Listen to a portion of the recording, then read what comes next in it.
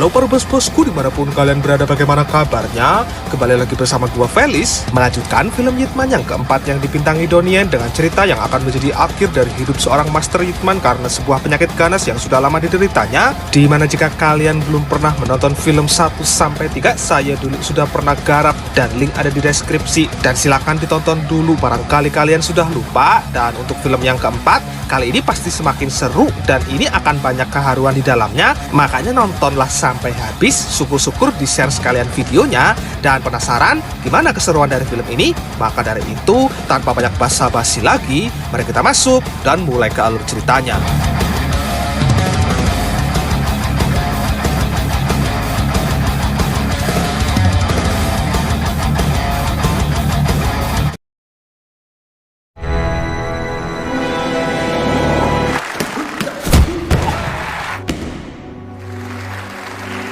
Diawali dengan memperlihatkan sang legend kungfu atau aktor utama yaitu Yitman, yang baru-baru ini dia didiagnosa terkena kanker kepala dan leher yang sudah cukup kronis. Sang dokter menyarankan agar Yitman mempertimbangkan untuk kemoterapi, dan Yitman diharuskan berhenti merokok untuk kemudian pergilah ia mengunjungi makam sang istri, yang ketika esok harinya tiba, perguruan Wing Chunnya kedatangan seorang pria asing kribo yang bernama Billy, yang ujuk-ujuk main koreksi pergerakan muridnya Yitman, yang menurutnya gerakan murid-murid Yitman itu salah dan yang benar itu seperti apa yang ia miliki, yang spontan menimbulkan kericuhan hingga terjadilah baku hantam di antara Billy dan satu murid seniornya Yitman. I'm so happy to see you. Woo! Dan terkuaklah sudah, Billy ternyata merupakan murid Bruce Lee yang diutus langsung untuk memberikan tiket pesawat, tiket turnamen karate di Amerika yang rencananya Bruce Lee akan mengikuti kompetisi besar tersebut, yang Bruce Lee ingin agar dia ditonton langsung oleh gurunya di turnamen besar tersebut. Yang tapi di sini Yitman menolak dengan alasan tak punya waktu, yang tapi Billy juga tetap meninggalkan tiket tersebut lalu pergi untuk pulang ke San Francisco. Yang ketika esoknya Ip Jing, anak Yitman yang kedua berantem lalu dikeluarkan dari sekolah dan mendapat rujukan untuk pindah ke San Francisco. Barulah Yitman memikirkan untuk pergi ke sana sekalian untuk mencarikan sekolahan baru untuk Ip Jin dan melihat perkembangan Bruce Lee di sana. Tidak terlalu dekat dengan sang ayah yang dianggap tak pernah menuruti keinginannya, Ip Jin pun menolak ketika ia akan dititipkan ke si Bob, yang di sini Ip Jin meluapkan semua keinginannya, yang salah satunya adalah ingin sekali diajarkan Wing Chun oleh ayahnya, di mana Yitman punya alasan tersendiri kenapa menolak, yang itu merujuk pada mendiang sang istri yang ingin agar anak-anaknya menjadi orang sukses, yang makanya Yitman mengutamakan pendidikan, yang tapi Ip Jin tak mengerti itu, malah ngoceh terus yang akhirnya membuat Yitman terpaksa menamparnya. Yitman pun pada akhirnya berangkat juga, dan begitu sampai di sana ia disambut teman lamanya yang bernama Gun. Lantas si Gun di sini meminta agar Yitman menemui ketua CBI yang bernama Master Wan, yang tujuannya untuk meminta surat rekomendasi, yang tujuannya adalah tidak lain untuk mempermudah agar Ip Jin bisa diterima di sekolah ini tanpa adanya masalah sama sekali. Sedikit info aja ya, CBI ini merupakan sebuah wadah yang mengurus orang-orang Cina yang ada di San Francisco. Intinya kalau ada orang Cina yang pingin kerja, pingin sekolah, pingin buka usaha, nah harus dapat surat rekomendasi dulu nih dari pihak CBI ini. Intinya CBI ini yang bertanggung jawab penuh atas orang-orang Cina lah. Baru biasanya setelah surat tersebut dapat, orang-orang lokal di sini baru mau menerima atau mempermudah, karena orang-orang lokal di sini cukup mempercayai CBI sebagai wadah dari orang-orang Cina itu sendiri. Kuaisok. Sesampainya di sana, ternyata ada teman lama Yitman yang bernama Master Lau. Ini orangnya kalau kalian inget di film kedua, dia pernah diajar Yitman waktu Yitman datang ke markasnya Sammo Hung. Dan inilah pembentukan Master Wan, sang ketua CBI sekaligus master dari Kungfu Tai Chi. Dan di sekelilingnya ada master Kungfu dari tiap-tiap aliran yang berbeda, yang juga tergabung di dalam asosiasi CBI ini. Di sini mereka menyambut Yitman dengan sama sekali nggak ada ramah-ramahnya. Alasannya karena muridnya yaitu Bruce Lee yang menerima murid asing dan mengikuti turnamen karate segala, yang menurut mereka ini kungfu hanya untuk orang Cina dan Bruce Lee ikut turnamen hanya untuk cari tenernya saja. Hingga terjadilah ketegangan di antara mereka dan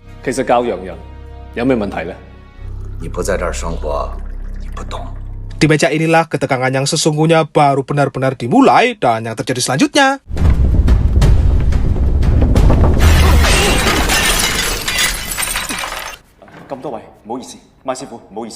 Singkat cerita, malam hari pun tiba. Dengan perihal adanya kejadian peristiwa tadi pagi, Gun pun meminta maaf dan akan mencoba meminta tolong ke teman Amerikanya. Barangkali teman Amerikanya itu bisa dimintai tolong untuk membuatkan surat rekomendasinya. Dan sebelum tidur, Yitman pun menelpon anaknya yang tapi Ip Jin tak mau mengangkat. Yang ada malahan si Bob nitip sebuah obat untuk istrinya yang hanya ada dijual di Amerika sana. Selanjutnya kita diperlihatkan anak Master Wan yang bernama Yonah. Yonah ini tidak terlalu suka kungfu tapi selalu dipaksa ayahnya untuk terus latihan. Dan usut punya usut, latihannya sendiri dimaksudkan untuk dirinya tampil di acara karnaval Cina. Dan esoknya setelah bertemu dengan temannya si Gun, ternyata temannya si Gun menolak untuk membantu, yang alasannya sendiri karena orang ini menganggap orang Cina yang datang hanyalah buronan yang kabur yang berusaha untuk mencari kehidupan baru di negara Amerika. Nah, inilah turnamen karatenya dengan Bruce Lee yang terlihat tengah menunjukkan jurus kungfunya dengan satu muridnya yang bernama Harman. Di sini Bruce Lee cukup senang ketika melihat Yitman datang dan semua orang pun juga cukup terpukau dengan aksi yang terus Bruce Lee perlihatkan. Yang tapi dibalik itu ada sekelompok karate yang tak suka dan nyinyir dengan mengatakan kungfu hanyalah tipuan saja. Dan begitu Bruce Lee selesai, ia pun langsung menemui Yitman dan di sini Yitman langsung minta tolong soal surat rekomendasinya, yang Bruce Lee pun siap membantu dan ia akan meminta Hartman yang mengurus ini. Secara Hartman adalah seorang pengacara sekaligus seorang sersan di kemiliteran Amerika yang mungkin dengan semua jabatan tersebut ia bisa dengan mudah membantu Yitman untuk membuatkan surat rekomendasinya. 咗詠春一段時間，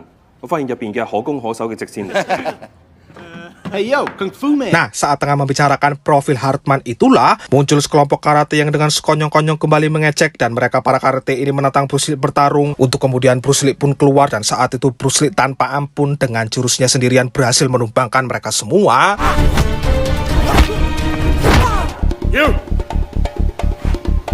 Dan ketika senior karate muncul, lalu dengan jantannya meneruskan pertarungan yang di awal-awal Bruce Lee pun juga sudah tidak menemukan kesulitan yang berarti. Sekalinya senior tersebut mengeluarkan nunchakunya malah keambil dan terlihat lebih pantas Bruce Lee yang menggunakan dan...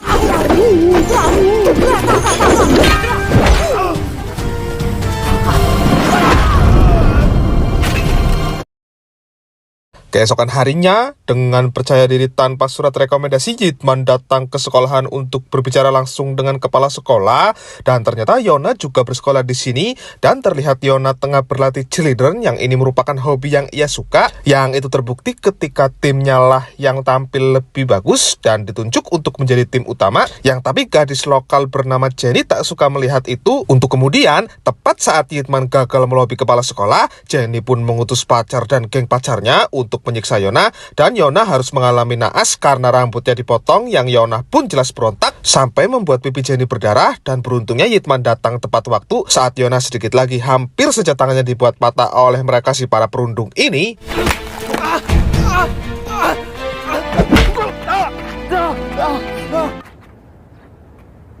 Nah, setelah berkenalan dan setelah tahu kalau ayahnya sampai saat ini belum juga memberikan surat rekomendasi untuknya, saat sampai di rumah Yona pun langsung memintanya, dan tapi di sini Master Wan tak mau memberikan karena menganggap Yitman memanfaatkan anaknya. Yang di sini Yitman pun mengelak bahwa ia kemari hanya ingin mengantarkan Yona yang terkena perundungan dari teman-temannya, yang oleh karena ada kesempatan untuk bisa melawan Yitman. Jika Yitman bisa menang, surat tersebut akan langsung diberikan dan dengan ini pertarungan pun dimulai.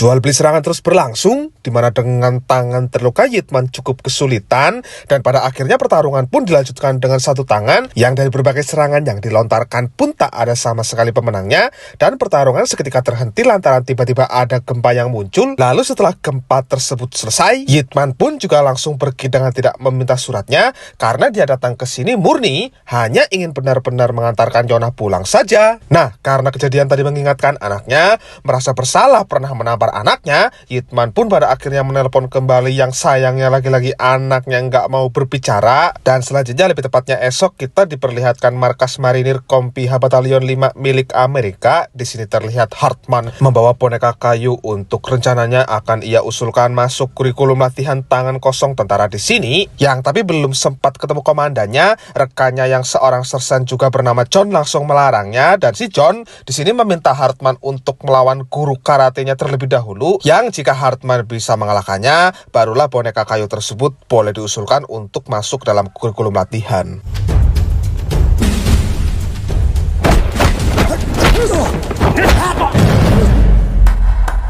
Balik ke Yona, mengunjungi Yitman dengan membawa surat yang ternyata ia palsukan tanda tangannya. Nyatanya tak membuat Yitman mau menerimanya, dan Yitman justru merobek karena menganggap cara ini tidaklah etis. Dan Yitman juga menasihati Yona agar jangan terlalu berprasangka buruk terhadap ayahnya. Yona sebenarnya hanya keinginannya yaitu menari disetujui oleh ayahnya. Nah, Yitman di sini mengusulkan kenapa nggak dicoba aja di karnaval. Kamu coba lakukan yang terbaik di sana deh. Siapa tahu ayahmu jadi suka. Yang sontak saja Yona pun mengiyakan.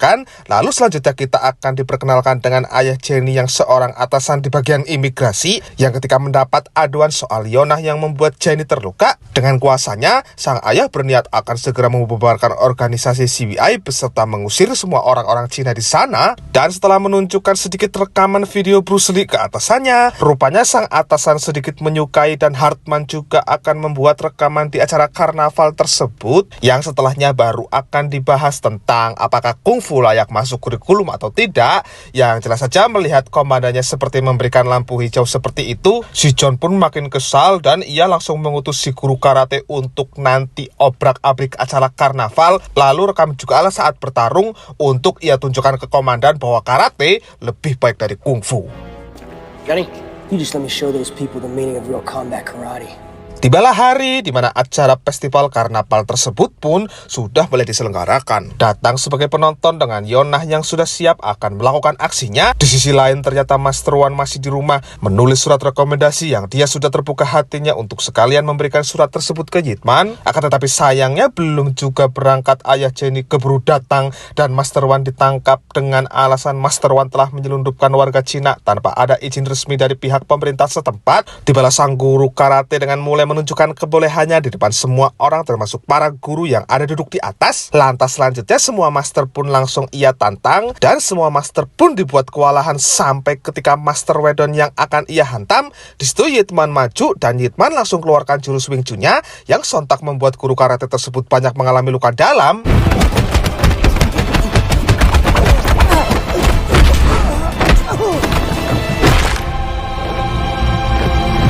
Nah, dengan beralasan bahwa semua orang CBI adalah warga ilegal yang suratnya hanya surat yang dikarang oleh Master Wan saja, ayah Jenny pun akan menangkap semua warga CBI setelah ini. Dan selanjutnya, setelah mendapati guru karatenya terluka parah akibat kalah dari serangan kungfu, tanpa buang-buang waktu lagi, si John pun langsung mendatangi kantor CBI lantas mengajar semua master yang membuat semua master terluka. Chairman, hey! Where is he? In my way, dog! Good boy. Setelah tadi Billy mengatakan untuk jangan pergi ke CBI malam ini, Yitman yang tahu akan adanya penggerbekan jelas tidak mungkin membiarkan saudaranya ditangkap begitu saja. Dimana meskipun terlambat menyelamatkan dari serangan, setidaknya Yitman bisa membawa mereka pergi.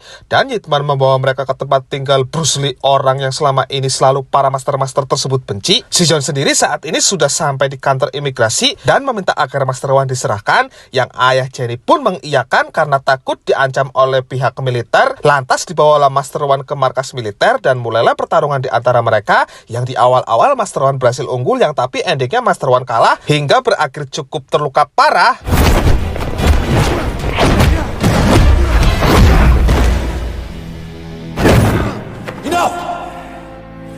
Dan setelah tahu Master Wan masuk rumah sakit, lalu Hartman juga sudah menjelaskan kronologi dari awal sampai akhirnya. Merasa bertanggung jawab, Yitman pun akan menantang balik si John di tempat yang sama. Yang tapi sebelum itu Yitman kembali menelpon Ip Jin yang kali ini diangkat karena Yitman akhirnya jujur seputar penyakit yang dideritanya, yang setelah meminta maaf karena pernah menamparnya, Ip Jin hanya bisa menangis ketika sang ayah berjanji akan mengajarkannya kungfu. Dan kini tibalah hari yang ditunggu-tunggu dan dengan ini pertarungan pun dimulai.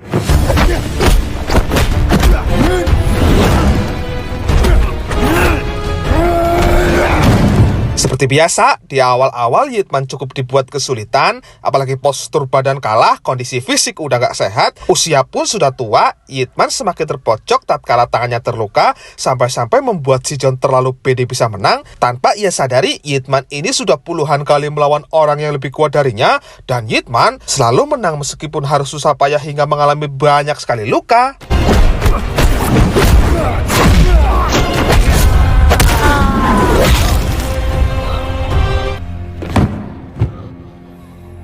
Dan setelah semua urusan ini selesai, setelah mendapat surat dan berpisah dengan Master Wan, Yitman kayaknya nggak jadi nyekolahin Ip Jin di Amerika karena terlalu rasis. Dan kayaknya juga sih lebih enak di negara sendiri timbang negara orang. Yang setelah sampai di rumah, Yitman pun langsung mengajari Ip Jin kungfu. Dan Ip Jin di sini diminta untuk merekamnya karena Yitman sadar usianya tak akan lama lagi.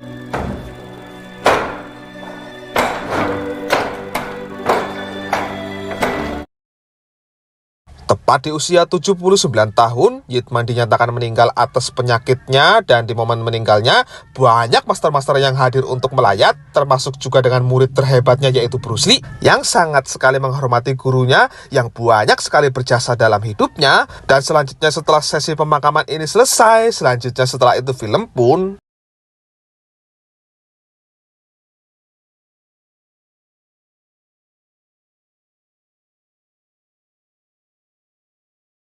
tamat.